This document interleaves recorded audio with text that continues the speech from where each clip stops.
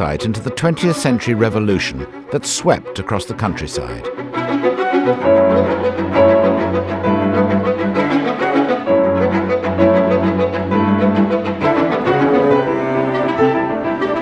It was a revolution that changed every area of farming, and the way farmers grew fruit and vegetables changed more than any other. We think of horticulture as kind of big gardening, but in some ways it's the most technically complex and one of the most technically advanced sectors of agriculture, and has been so for at least 150 years. How did horticulture go from this to this? Why did we move from produce being grown outside to under acres of carefully controlled microclimates?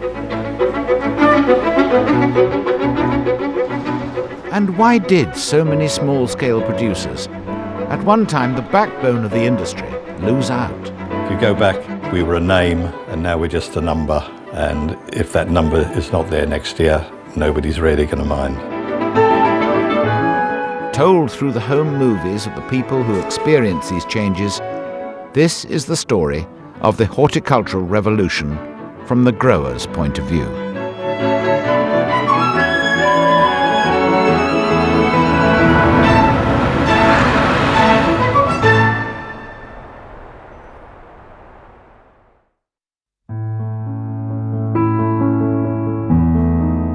The range of fruit and vegetables grown by horticulturalists in the 20th century was huge. By following the growing season of three of the most popular, strawberries, tomatoes and apples, this program reveals the way horticulturalists developed new growing or propagation techniques.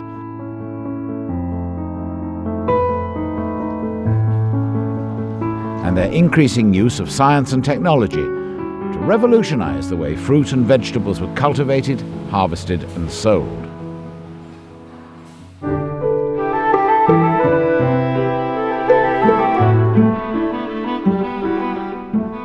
In the early part of the last century, the varieties that horticulturalists could grow depended very much on where they farmed.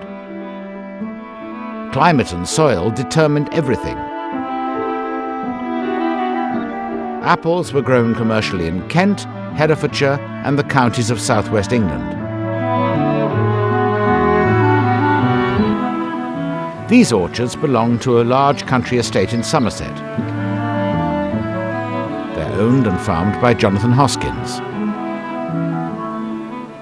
Well, the land that I farm at the moment has been in the family since 1760. My ancestors were involved in banking, locally in banking, and further afield with tea in Ceylon. In the early years of the 20th century, land on the estate was rented to tenant farmers. But by the 1930s, low prices and low rents led to changes in the way the estate was run. My grandfather, who was the oldest ancestor that I knew, would have considered himself a landowner rather than a farmer. Although in the latter part of his life he got involved in farming, including planting the farm as we see it today back in the 1930s and developing his estate as it was then, which actually involved mostly selling it off in the late 50s to invest in the fruit farms.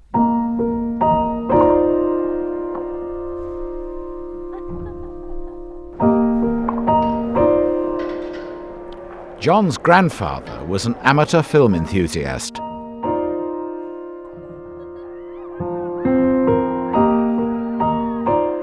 As well as recording a whole range of family events and activities, he filmed the commercial fruit farm that he was developing.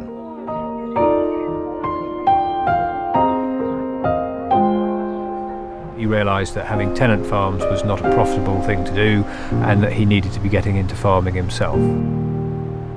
Fruit had been in short supply during the war, but after 1945 demand surged and the Somerset growers responded.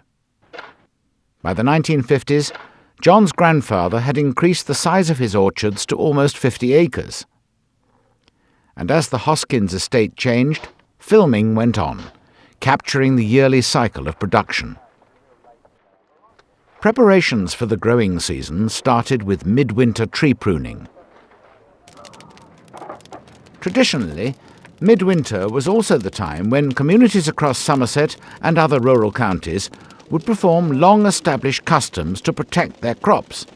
They hoped to drive out pests and other evil spirits. Tell thee and hope that thou wilt bear, for the Lord doth know where we shall be come apples another year, to bloom well and to bear. In the odd Somerset village, on Old Twelfth Night, the wassail still takes place.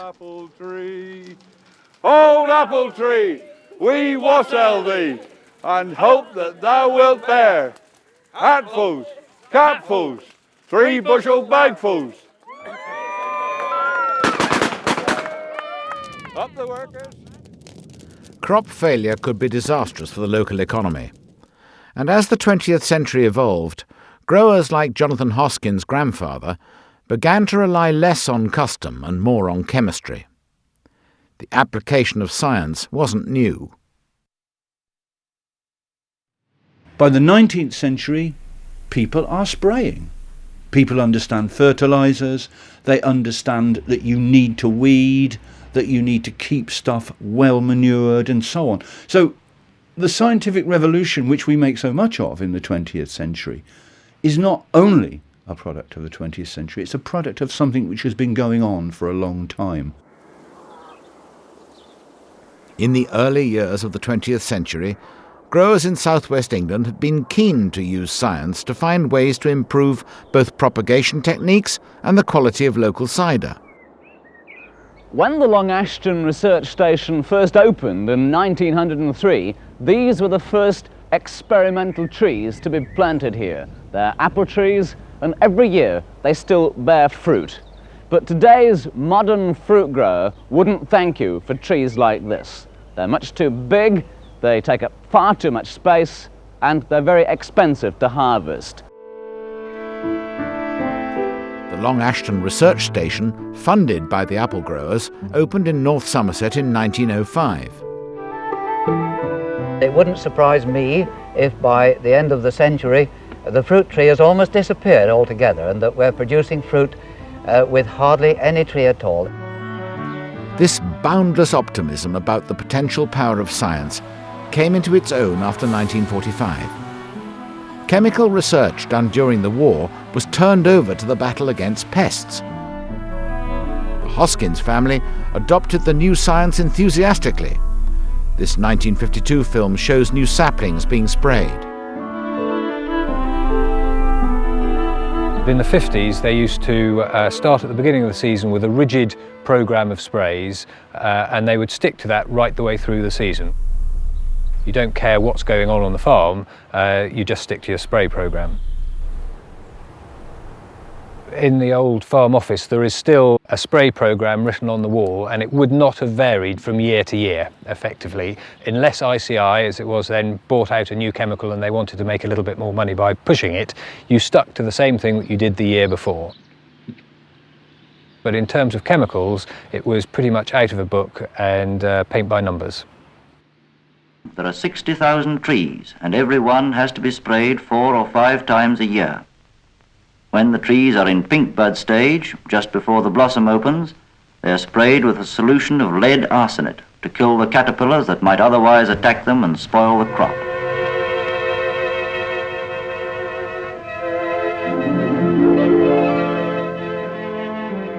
What you have to remember now, looking back from the high point of the first part of the 21st century, is that 60 years ago, chemicals of this kind were seen as saviours. They saved labour, they increased productivity, they attacked pests which could completely destroy a crop almost literally overnight. They also dealt with weeds and competitor plants in a way which was unthinkable by hand or by normal machine. It's mid-April at Jonathan Hoskin's Somerset fruit farm. After 1986, the use of pesticides became more strictly controlled. Whilst they're still useful to Jonathan Hoskins, he applies them more selectively. This is a Discovery orchard, which is the first variety that we pick. There is actually, we've got a little pest here. I don't know if you can see that.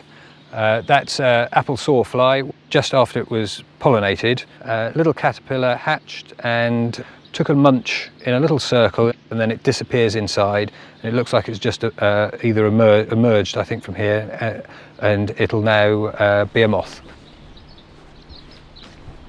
We monitor those moths using pheromone traps, and we can monitor the male moth, counting them on a week-by-week basis until we see a flight, which means that all of a sudden the numbers of moths goes up quite quickly.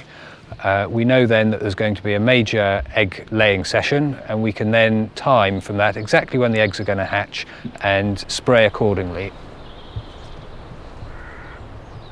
We would normally be happy to see a threshold of 5 codling moths 2 weeks out of 4 weeks.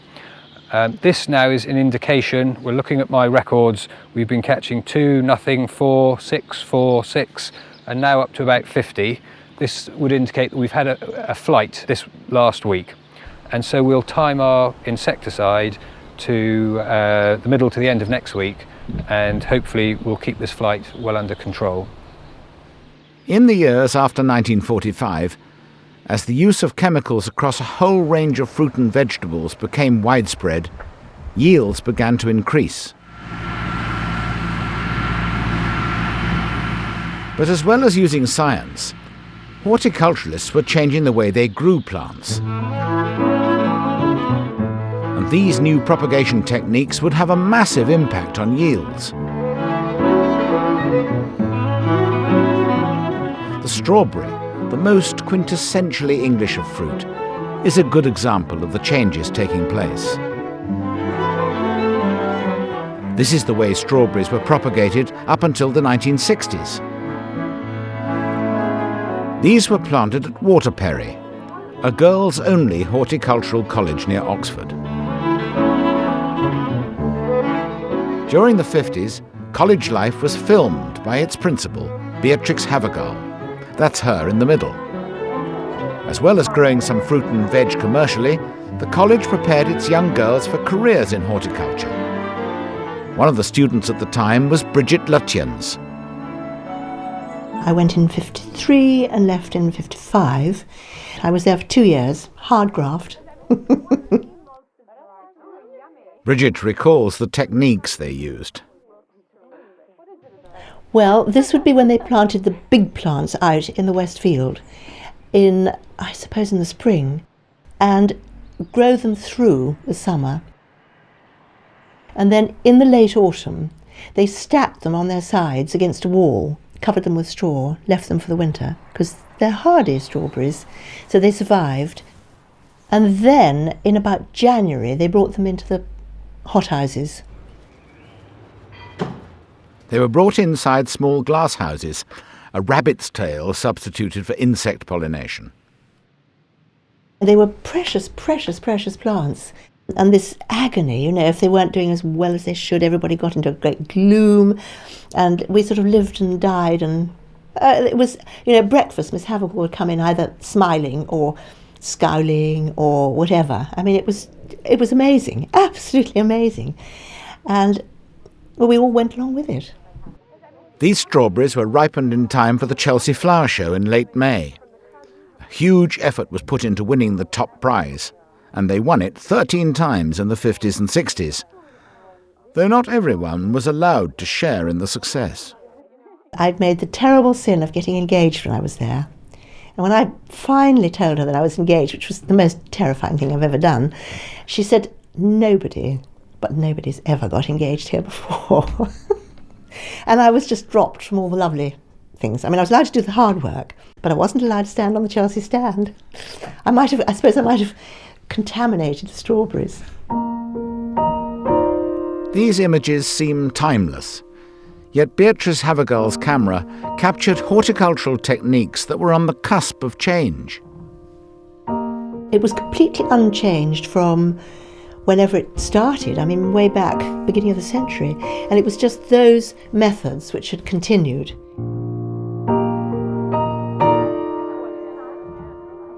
By the 60s, people were beginning to question it, and the modern world was sort of coming in, and everything changed.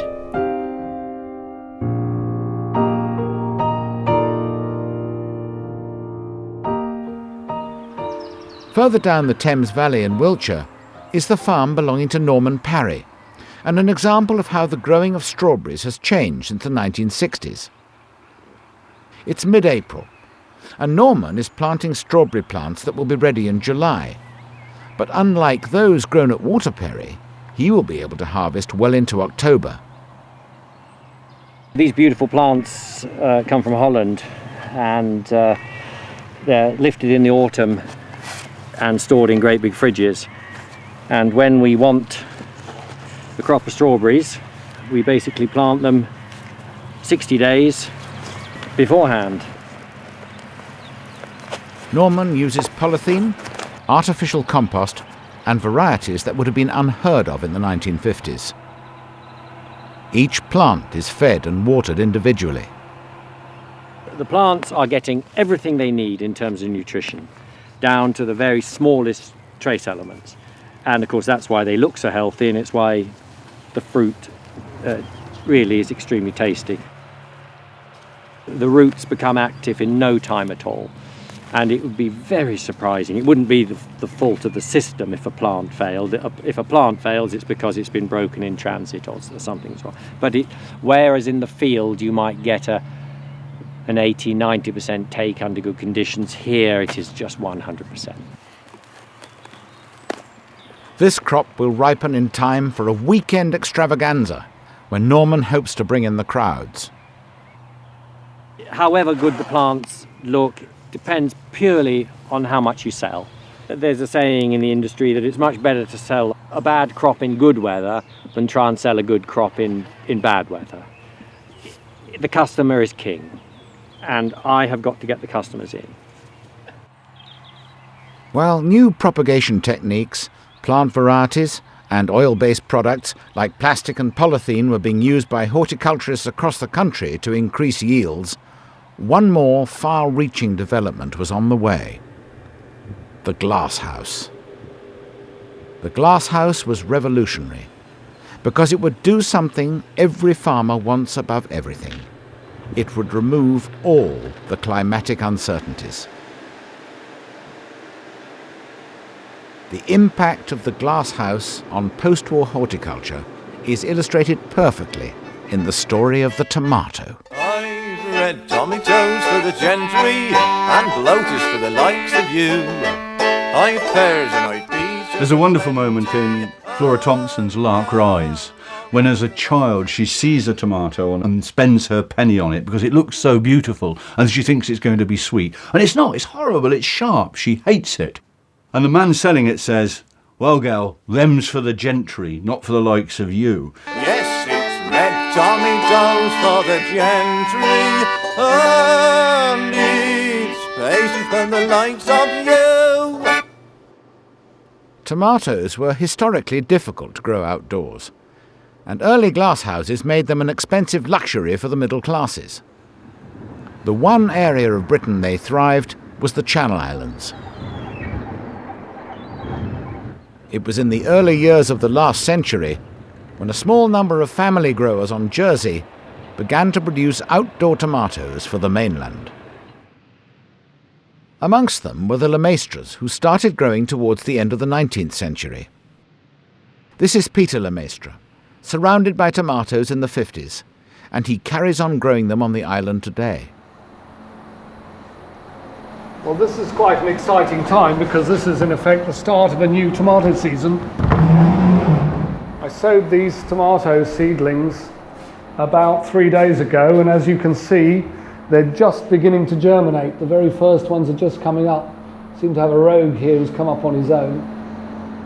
Every year the weather throws something different at you, and you wonder how this particular crop is going to grow. All these things have to be carefully nurtured because tomato seed is a very expensive commodity, especially organic tomato seed. I mean, this single little seedling alone is probably worth 20p. And when you multiply that up by the area I'm growing, about 3 acres, it's going to come to somewhere in the region of £7,500 to £8,000 for the seed alone. So you can see it's a very risky adventure. Peter is getting ready to plant out the tomato seedlings for the coming season. Because he grows outdoor tomatoes, to catch the best of the growing season, he and his father have to plant in May. When he began working in the business, it was a back-breaking job. Well, this is how we used to plant tomatoes. You'd roll out a corridor, basically a large piece of string or a long piece of string, and then set that up to provide the long straight row that would provide the basis of your tomato planting. Every tomato was planted in a couple with a man on the spade and the woman putting in the plants. I'm the woman today.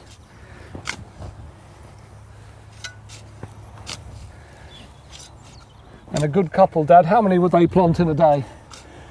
Well, about 12,000. About 12,000 plants. So about 2/3 of an acre.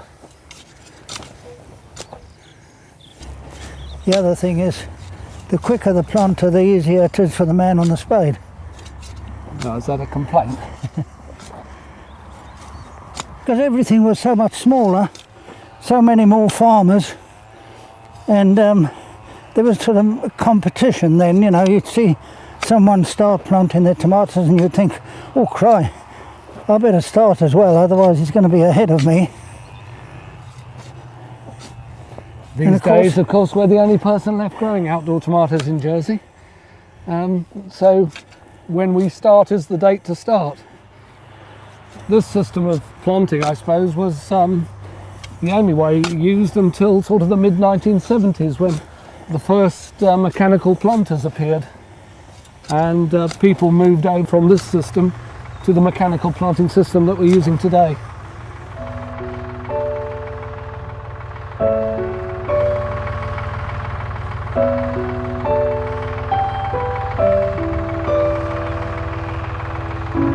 Yes, my father's very much involved, and of all the things on the farm, he still likes to get very much involved in the tomatoes. He still sows them, looks after the pricking out and the growing.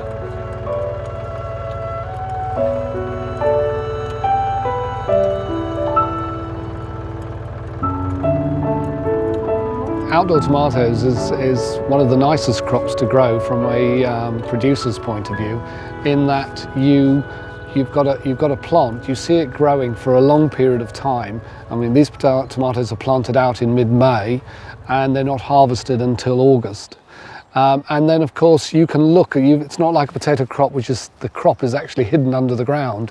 We can actually look at the tomato plant, and we've got 5 trusses of hopefully nice fruit that's going to produce a very satisfying yield of tomatoes. Close to Peter Lemaistre is another tomato grower, Stanley Payne. Like Peter, Stanley's family has been growing tomatoes for generations. His records go back to World War I. Right, I've just brought these. If we go back to tomato season 1916, you can see every tray that's been shipped. That's right. With the way they were shipped, how many were shipped, the date. Stanley and his father Bertram are looking back at their shipping records. This goes on year after year. Then you get to 39, when I started. That's the first year. Bertram can remember how the German occupation of the islands in World War II halted production, and how, paradoxically, liberation helped the family business start producing for the mainland once more. I thought the war was going to finish, so I started. I planted tomatoes with the Germans still on sentry duty. Because I was planting tomatoes, and my uncle came along. He said, "You must be mad. The war's not finished yet. You won't be able to ship your tomatoes because there'll be no transport." In other words, there was more transport because they were bringing supplies in. So it all worked very well. By the 1950s, the British economy was booming, and the demand for what had once been luxury items like tomatoes was growing quickly. The tomato industry had been built up before the war, but suddenly there was this huge demand for fruit because the English in particular had been basically starved of it for 6 years. And so the Jersey grower was very quick to see the potential, and there were vast areas of outdoor tomatoes grown in the late 1940s, around 3,500 acres. What helped producers like those on Jersey to meet the growing demand was the glasshouse. After the war, glass became much more available and cheap to produce, and building techniques and materials made the houses relatively simple to construct.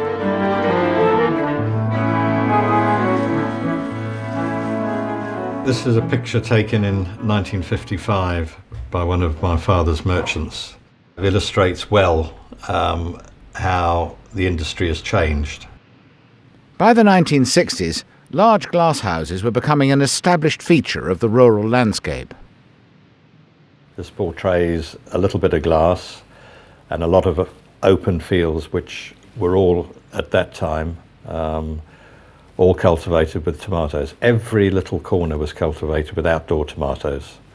We now have glass all on this area and further down towards the coast. So the whole site has changed. And as Stanley and his father built new blocks, they developed new growing techniques. They added irrigation systems, and they pumped in carbon dioxide. Their houses created the optimum growing conditions, and results were spectacular. If I turn the clock back and look at the way the family started growing tomatoes, my grandfather or great-grandfather was producing something less than £1 a plant. And here we are in 2008 producing the equivalent of over 40 pounds of weight in a plant. So it really just shows how things have moved on. Stanley Payne built his last and largest glasshouse in the late 1990s. And as glasshouses became ever larger, the cost of building them brought new and much bigger companies into tomato production.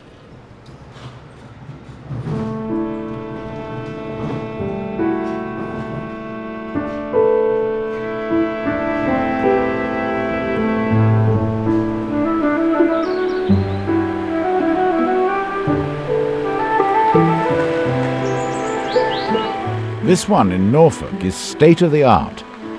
The last phase was built in 2007 at a cost of £10 million, well beyond the Payne's budget.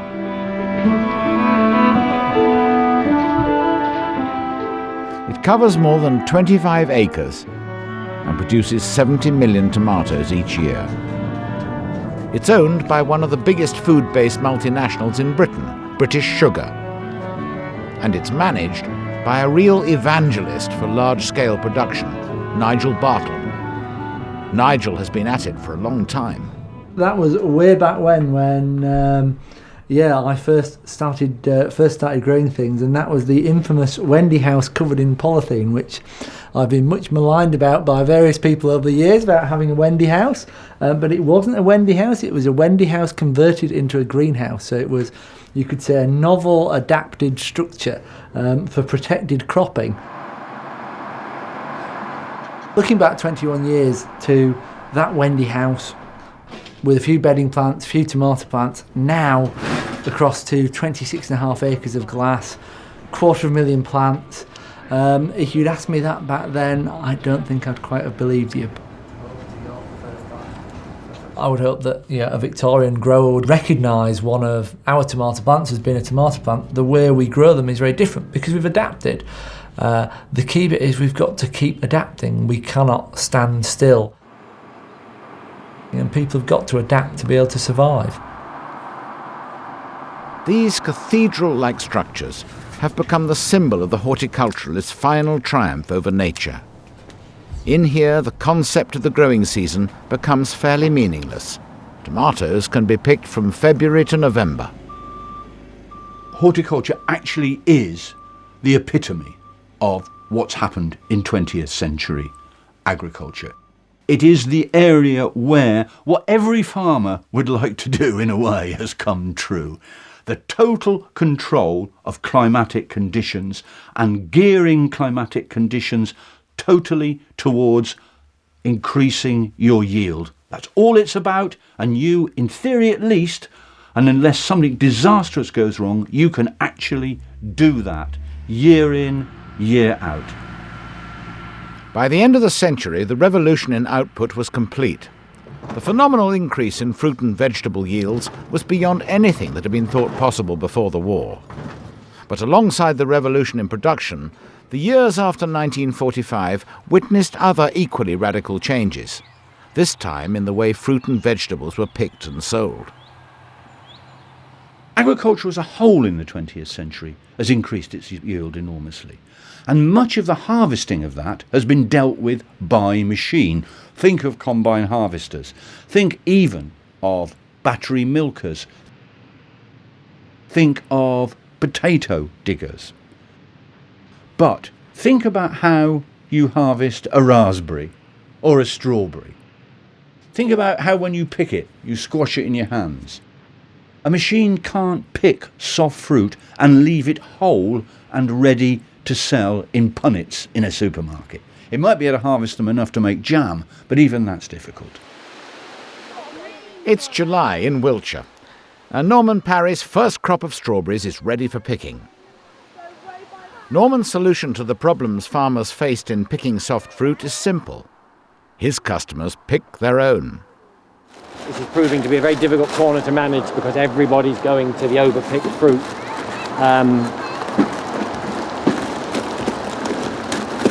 So I'm spending a lot of my time up here. At the end of the day, the only important thing is how much fruit there is in a basket. This is Norman's big day of the year, the Strawberry and Steam Fair.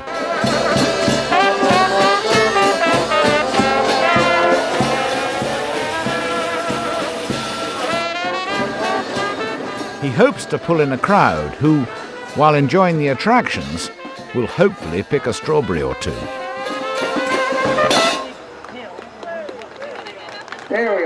This is our sort of premium marketing event in high season, hopefully, to shift strawberries. Now this year, because of cool spring and the fairly cool summer, the fruit has hung on extremely well. The show's a little bit later than I would have liked, but because of the nature of steam engines, they move slowly from show to show.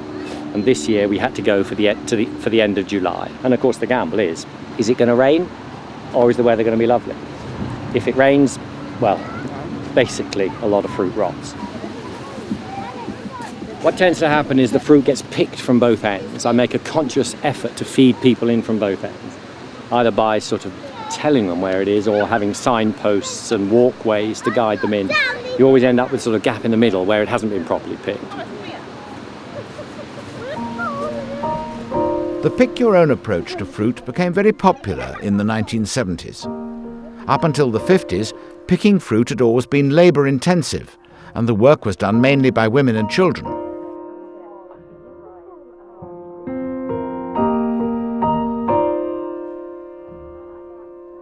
This was traditional in the late 19th century and into the 20th century. But by the time we get to the 1920s and 1930s, this casual pool of labour is beginning to decline for various reasons.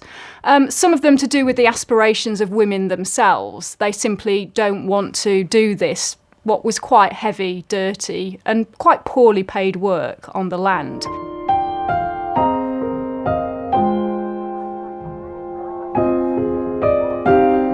They were increasingly being drawn into the local towns to do cleaner work, to do shop work and office work, which was better paid. The drift from the land was stemmed by the need for labour during World War II. Thousands of women, often from towns and cities, joined the Women's Land Army. The taste of farming that these women developed during the war led to some surprising outcomes. Their work in the Women's Land Army often had quite a profound impact on their attitudes and expectations. Many of these urban-born women actually, although they recognised that the work was hard, really enjoyed it. There's a large trend after the war of women wanting to stay in the countryside to work in branches of agriculture and horticulture.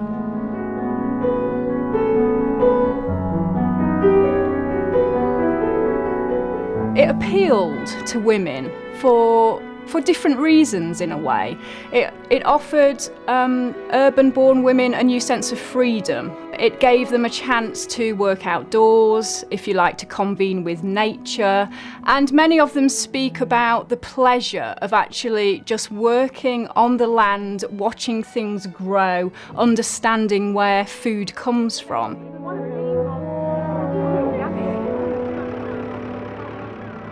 So we do see a trend after the Second World War of women, if they can afford it, if they've perhaps got a small private income, actually paying to train professionally.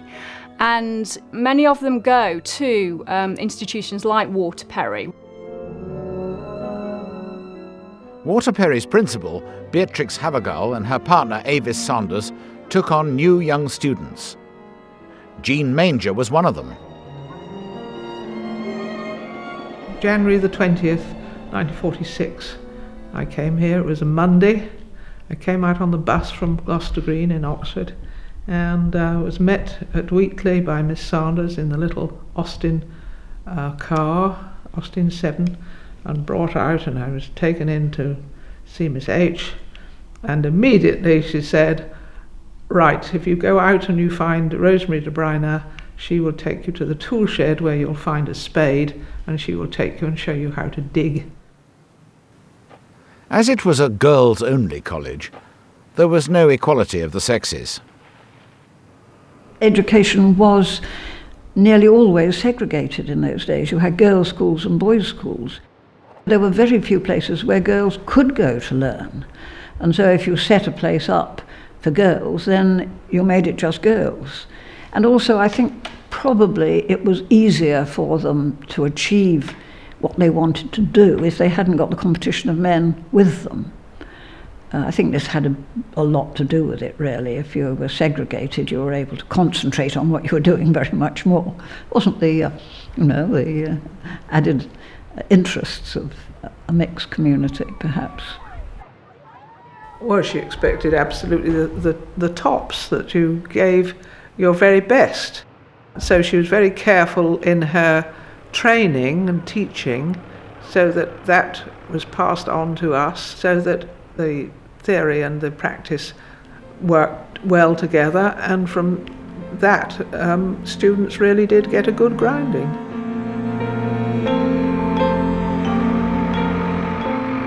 Gradually, Waterperry gave me a very great deal of confidence, and I think enabled me to develop a career of my own. I think without it, I don't know how I would have gone on. So I always look back on the time at Waterperry as a very happy time, but also a time that helped me to develop my life sensibly. While some left to forge their own careers, others became teachers at Waterperry. I was asked if I wanted to stay on or whether I wanted to go back, to report back to the Land Army and go to somewhere else. But no, I was very happy here, and she seemed very happy in what I was doing, and so that was it. It was I just stayed. In developing careers in horticulture in the 50s, Jean and Mary were unusual. In orchards like the one owned by the Hoskins family in South Somerset, women were part of a casual and unskilled workforce. Picking fruit in the late summer, sometimes with their children, they were often the wives or mothers of estate workers. Maurice Lane worked on the fruit farm from the age of 11. There I am changing the wheel there. And I had hair in those days.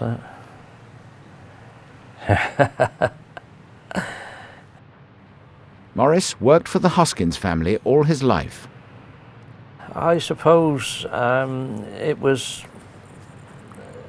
was a special time when everyone came to pick apples, because everyone knew that the apples were ready and you didn't have to ask people to come. They just came. You just sort of drew all the people from around the villages, and they all knew when it was apple picking time, and the whole crowd came. That was my mother. That's my mother there. Well, she looked so young, so happy there, that it's unbelievable that we only lost her a couple of years ago. That's Norman Hamlin. He's putting Mother's bag on as usual. Mum was so short that she had to put her bag up round a bit higher so she didn't drop the apples in and bruise them. That time you'll never see again. It was so special because of the togetherness of everyone picking and putting into the same box, and the chat that you had around the trees. You could hear the women shouting from one tree to the other until the management came around, and then it quietened down a bit. But it's sad to see that all the people have left us, but it's lovely to be able to sort of look at the ladies and think, I knew you.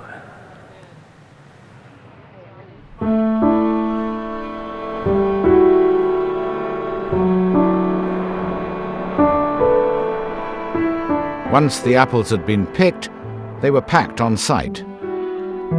The bomb trolley laden with full bushel boxes was reversed into and unloaded straight into what would have been the store and packing area. In the 50s, all the apples were picked into 40-pound boxes, what we call a wooden apple bushel box.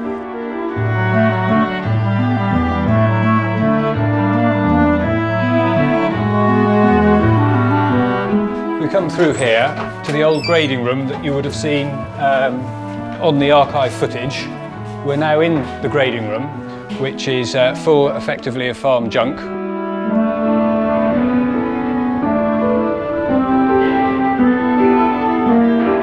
Through here,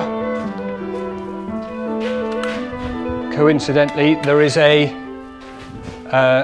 turn the lights on properly, a bit of the packing equipment that featured in the archive footage. This is where the lady was packing her apples individually into some wraps, which are still here. So there is a piece of tissue paper with my grandfather's Parrot brand Somerset trademark that would have sat here, probably the other way up.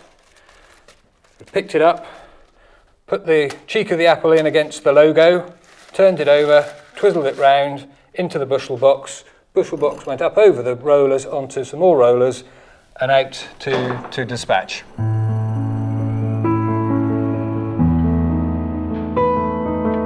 So a little bit of history that we haven't got rid of. Unfortunately, the grader wasn't quite so lucky.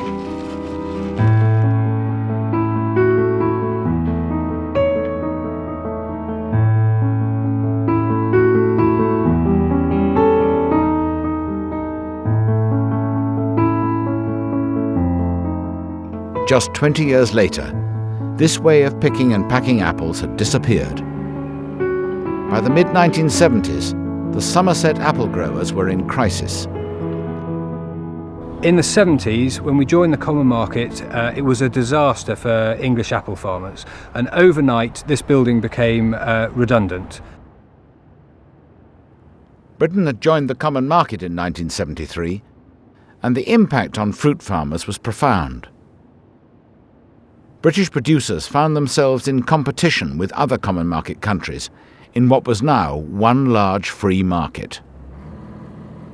well, the price of English apples, or all apples coming into England, just fell through the floor, and it lasted for several years.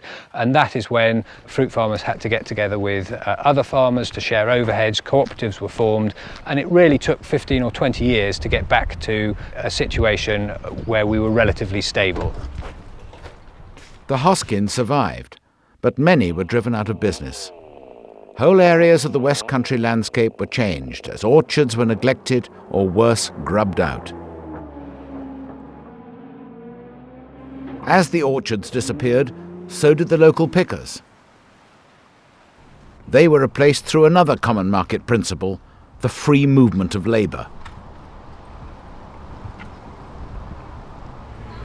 This Herefordshire strawberry plantation is typical of that trend.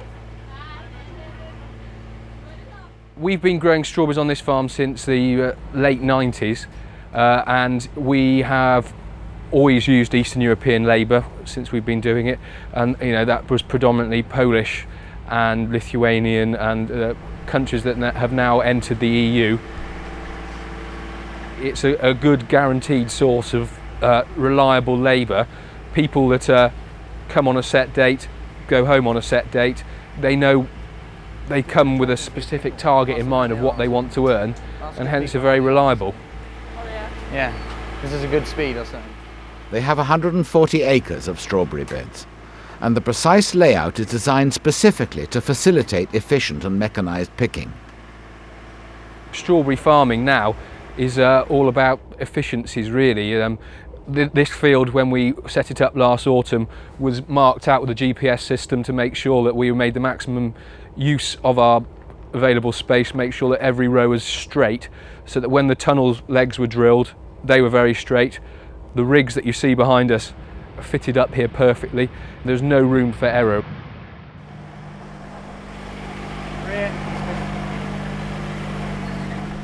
These picking rigs help aid us to pick the fruit more efficiently, really. They do that by presenting the picker with the fruit as they're literally held above the fruit, and limiting all the other things that they have to do, all the other operations, so they just pick. All the sort of lugging fruit about and scanning it and grading it and quality control is taken out by the supervisor who stands up on the deck. Okay, what's your tray count so far? How many trays? We don't want to be paying the pickers to sort of stand around or go to the toilet. They have allotted breaks, sort of 15 minutes, about 9:30, but apart from that we really want them maximised, their picking ability maximised, so we have them spending as much time as they can next to the fruit, picking.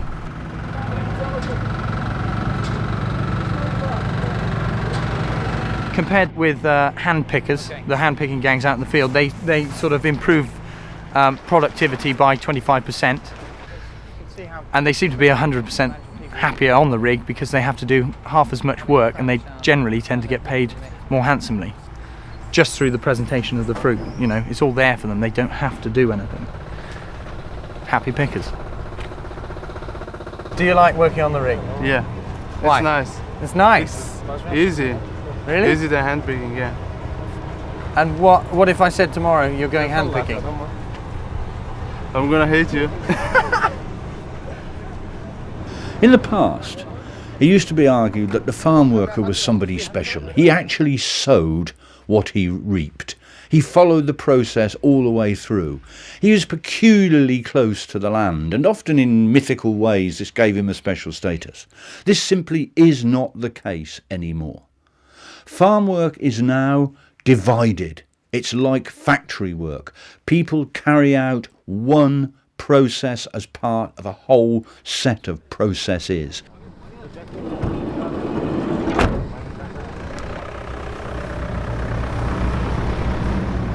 Now, what follows from the division of labour, it used to be argued, and to some extent is still argued, is what was called alienation, that you no longer feel connected to, you no longer identify with your work. And one of the things that used to be said about the farm worker was that he or she had an absolute commitment to, belief in, a love of their farm and their job. If you look at modern horticulture, one cannot even begin to think that that's the case now.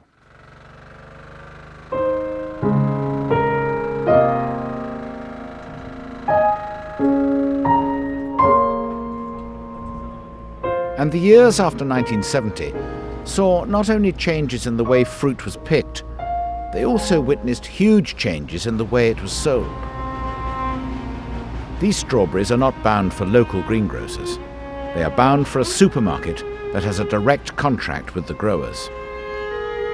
For many years, horticulturalists would sell their produce at the market in the nearest town. Or if they were a larger grower, they'd send their produce to wholesale markets like Covent Garden, and from there on to local greengrocers. What begins to change as the 20th century goes on is that the other end of the chain, the grocery end, the retail end, becomes more and more centralised and more, in inverted commas, nationalised, i.e. national in scope. Firms like Sainsbury's, like Lipton's, like a whole range of other companies, Mac Fisheries, many of them long forgotten now, move from being 1 or 2 shops in a town to being 20 or 30 shops in an area to being 50 and 100 shops. Very quickly, the purchasing power of these chains becomes enormous. And very quickly, they recognise the power and importance of their purchasing abilities. And growers were quick to seize the new opportunities on offer. Instead of having 50 different customers, you just had one big customer, nice regular business, and the horticulturalists were happy. I mean, they were happy to do it. It didn't last for very long though, because it became increasingly clear that there were risks to having put all your eggs or all your apples in the supermarket basket. And it's really a case of make a pact with the devil, because you've lost your other customers by helping the supermarkets, because you put all the independent greengrocers and so on out of business. But then you're in bed with these people, and they just see you as people who they can get lower and lower prices from. By the end of the 20th century, the structure of horticultural production and selling had changed radically. The story of the tomato illustrates well what happened. The number of growers shrank dramatically. In 1970, there were over 700 tomato producers. By 2005, that number had dwindled to just 40. In the search for lower and lower prices, supermarkets began to buy fruit and vegetables from across the world. They say the best things come in pairs. Well, it's certainly true that some of the best pears come from the Cape. And that's true for the apples as well. Golden Delicious. How well this variety is named. In Britain, as the profit margins got smaller and smaller, it was the large companies, like the one managed by Nigel Bartle, that prospered. The vast glass houses he manages are able to deliver a uniform product in enough volume to be competitive. The single fruit worked their way up to underneath this box, and in there are cameras. So as it heads into the camera will look at the fruit, photograph it about 7 times in a second as it rotates. From that it will have a good idea of the overall colour, then moves on, and under this section there's a weigh cell. And so the fruit, the computer knows what colour it is, it will then weigh it and knows the relationship between the weight and the diameter, then drops it into a cup, it heads off down the grader, and then it will come out in different areas according to both the size and the colour. So we get lots of uniform tomatoes with uniform size and colour. But for the very small grower, there was an alternative: to grow a premium product such as organic tomatoes. Peter Lemaistre does just that, and he's surviving, even though the dreadful weather in the summer of 2008 has played havoc with his crop. This crop suffered quite badly, and of course that's the downside of organic growing, that when the weather is against you, it's very difficult to get a full harvest. And probably in here, I know we're right at the end of the season, but I'll probably only pick about 1/3 of the tomatoes that I would have liked. The cost of growing a conventional crop where you're using chemicals and artificial fertilisers, which are at this moment in time going up by anything between 30 and 100%. The organic grower, of course, doesn't use those inputs, and so we may be able to remain very competitive in the marketplace in the future. There is an acceptance with the organic buyer that you don't have to have perfect unmarked fruit for it to be very tasty, and so that's given us a slight edge and a reason to think that we can be successful growing outdoor tomatoes for the years to come. But when you want to expand, suddenly you need supermarkets, because they've got 90% of the business. I think there will be people who fall by the wayside, because I think it's going to be very difficult for people to survive in the current climate unless actually the prices for some fruit and vegetables go up. Those who suffered were the mid-sized producers, those who couldn't afford to scale up their production to meet the prices demanded by the supermarkets. People like Stanley Payne on Jersey. His business went the way of many like him. The 2008 season of producing tomatoes for the mainland was his very last.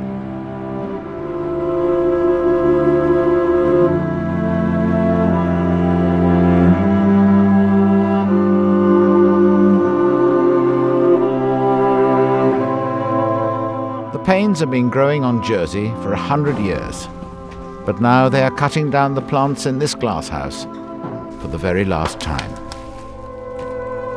All I've ever known really is talking tomatoes, growing tomatoes, packaging tomatoes, selling tomatoes. We can't keep borrowing money to finance supermarkets. There's no return. At the end of the day, why should we, as a simple working family, be subsidising a multinational?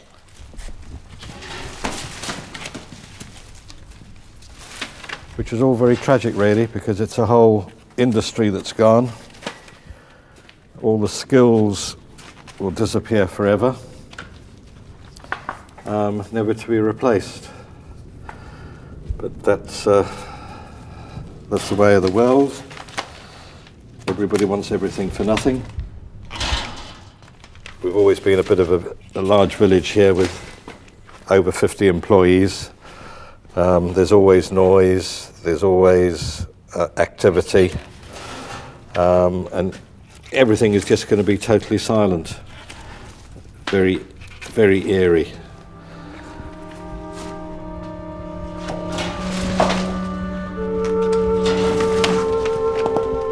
Go back 10 years ago, even 8 years ago, we were a name, and now we're just a number.